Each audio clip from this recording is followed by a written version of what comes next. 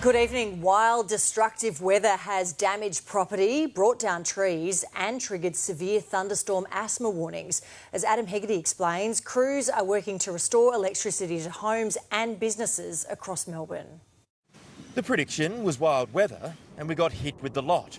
An afternoon downpour in Shepparton.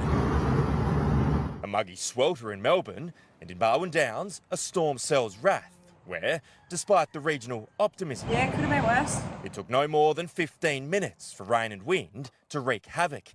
At this one property, 4 trees crashing onto a home in quick succession.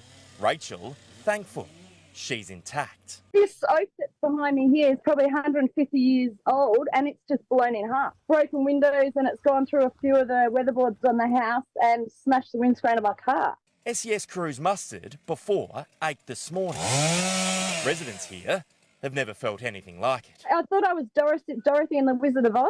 Actually, I was waiting for the house to pick up and be blown away. My neighbours across the road have got sheets of tin up in their trees 30 metres in the air. Storms are one of those weird and wonderful things. They can pop up and give such a varying response across the state. A wild morning after an intense night.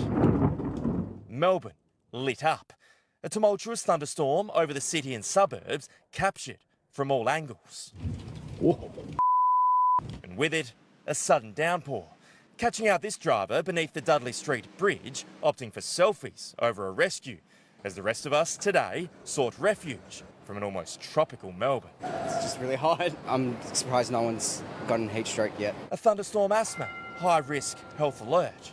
Asthma sufferers urged to consider staying indoors, as outdoors it was hard to know what you'd get. Adam, there have been widespread power outages.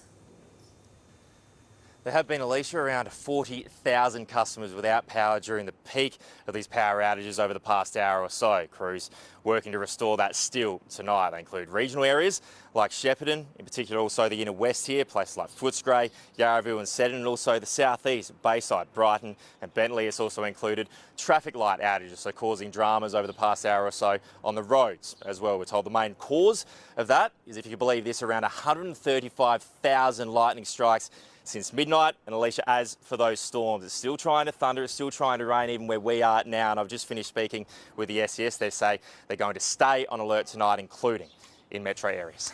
It's hard to grasp, isn't it? All right, Adam Hegarty there, thank you. Lavinia joins me now with more on these storms. And Lavinia, which areas are they affecting right now?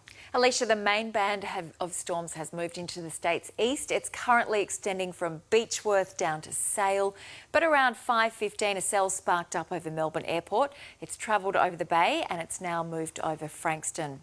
The risk of any further storms across Melbourne is now easing, but the metro area is still included in the warning area. So there's still a chance another cell could spark up before the cool change arrives.